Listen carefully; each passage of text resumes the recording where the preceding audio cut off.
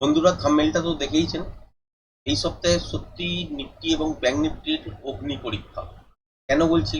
কারণ ঠিক ওপরের যে সুইংটা দেখতে পাচ্ছেন, 24,600, এইটাকে যদি পার করে চলে, প্যাটার্নের ফরমেশন তো তৈরি হবে না সেরকম ভাবে, তখনও কিন্তু দেখতে হবে।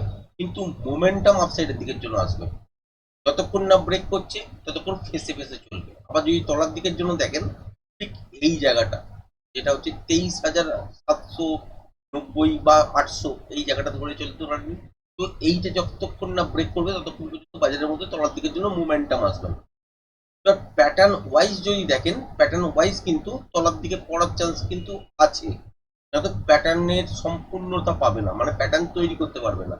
কারণ একটা লেগ আমরা উপর থেকে দেখছি, একদম টপ থেকে চলছে উপর থেকে তলার দিকে, তারপরে একটা বাউন্স দেখেছি, এই বাউন্সটাই কিন্তু কন্টিনিউ থাকবে এবং এখানে ভালো মুভমেন্ট পাবো হয়তো, কিন্তু প্যাটার্নের যে আরো একটা লেগ সেটা কিন্তু তৈরি হবে না। যদি এটাই এই মুহূর্তে হাই হয়ে গিয়ে থাকে, যেটা হচ্ছে 24,600, তাহলে হচ্ছে 23,800, এটাকে কিন্তু ব্রেক করতেই হবে এবং তলার দিকের জন্য মুভ করতে শুরু করবে। সেই অনুযায়ী আমি বেশ কিছু ড্রয়িং করে রেখেছি, সেই অনুযায়ী আপনাদেরকে বোঝানোর চেষ্টা করছি।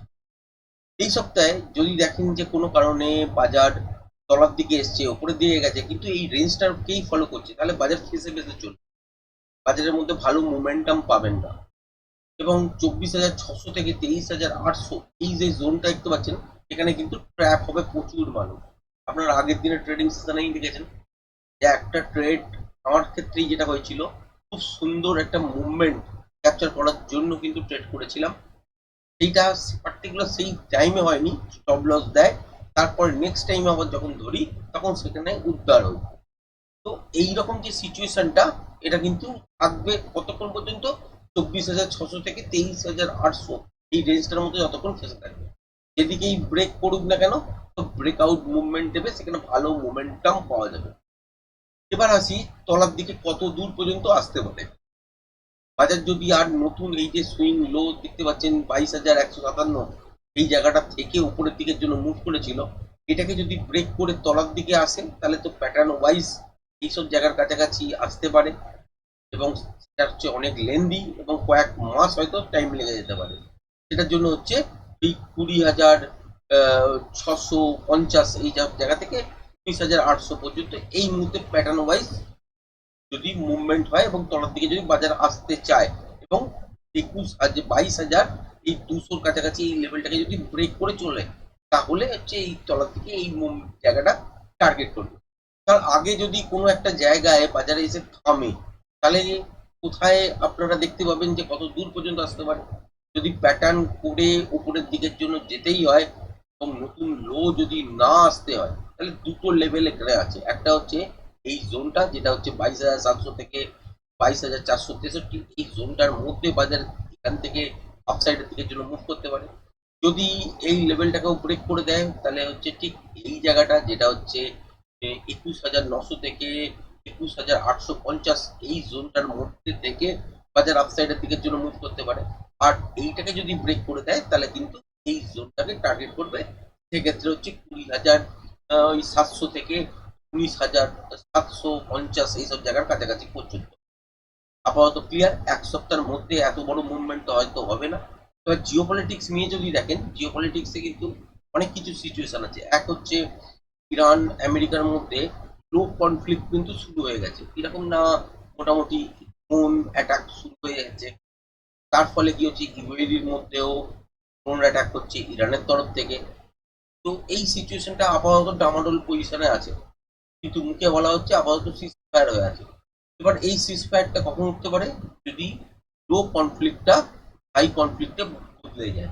যেমন আহ, শোনা যাচ্ছে যে ইসরায়েল ইরানের ওপর অ্যাটাক করেছে, কিন্তু মানতে চাইছে না।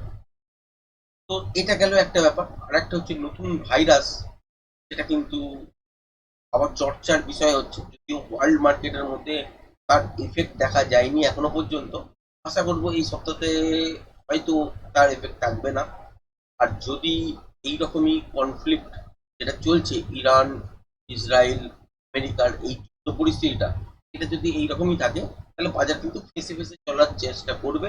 সেক্ষেত্রে আরো এক সপ্তাহ হয়তো এই রেঞ্জটার মধ্যেই আমরা দেখতে পারবো ট্রেড হচ্ছে। আলটিমেট খেয়াল রাখবেন যে 24,600 ব্রেক করে আপসাইডের দিকের জন্য ট্রেড করছে কিনা, বা 23,800 এই লেভেলটা ব্রেক করে তলার দিকের জন্য ট্রেড করছে। যদি করে তাহলে একটা ভালো মুভমেন্ট তলার দিকের জন্য, বা যদি ব্রেক করে তাহলে আপসাইডের দিকের জন্য, সেক্ষেত্রে প্যাটার্নের কনক্লুশন আসবে না। আদারওয়াইজ এই যদি 23,800 এই লেভেলটা ব্রেক করে কন্টিনিউ করে তলার দিকের জন্য ভালো মুভমেন্ট কিন্তু আমরা এই সপ্তাহে দেখতে পাবো। ব্যাঙ্ক নিফটির ক্ষেত্রে যদি দেখেন, ব্যাঙ্ক নিফটি তো প্যাটার্ন তৈরি তো হয়েইছে ডেলি বেসিস। ওপর থেকে দেখতে পাচ্ছেন লাইভ হাই থেকে তলার দিকের জন্য পড়েছিল, তারপর একটা বাউন্স নিয়েছে, তারপর আবার তলায় পড়েছে, ছোটখাটো বাউন্স নিয়েছে, এখন এইসব জায়গায় গিয়ে বন্ধ করেছে, সেটা হচ্ছে 55,300। এই মুহূর্তে তলার দিকের যদি দেখেন এই যে সুইংটা, যেটা হচ্ছে 52,220, এই জায়গাটা যদি ব্রেক করে শাসন করে তাহলে আমার টার্গেট মিনিমাম এই জায়গাটা পর্যন্ত পাবো, যেটা হচ্ছে 51,500 থেকে 50,800 এই জোনটার মধ্যে। এটাকেও যদি ব্রেক করে দেয়, মানে 50,800 কে যদি ব্রেক করে দেয়, তলার দিকে নেক্সট টার্গেট হয়ে যাবে এই জায়গাটা, যেটা হচ্ছে 49,180 থেকে 48,900 এই জায়গাটা পর্যন্ত। এটাকে যখন ব্রেক করবে তখন কিন্তু এখানে স্বাভাবিকভাবেই 45,400 কাছাকাছি পর্যন্ত নেমে আসার জায়গা তৈরি হয়ে যাবে। আর যদি আপসাইডের দিকের জন্য হয় তাহলে প্যাটার্নের যে ক্রাইটেরিয়া অনুযায়ী এই জায়গাটা আরো দেখতে হবে, কারণ তখন কি হবে যে বাজারের মধ্যে যে প্যাটার্নের কথা আমরা ভাবছি যে এইসব জায়গা থেকে নয় উপরের দিকের জন্য, বা এইসব জায়গা থেকে উপরের দিকের জন্য, বা এইসব জায়গার কাছাকাছি আসার পর এখান থেকে উপরের দিকের জন্য ফাইনালি আমরা দেখতে পাবো, সেই জায়গাটা কোনো তৈরি হবে না।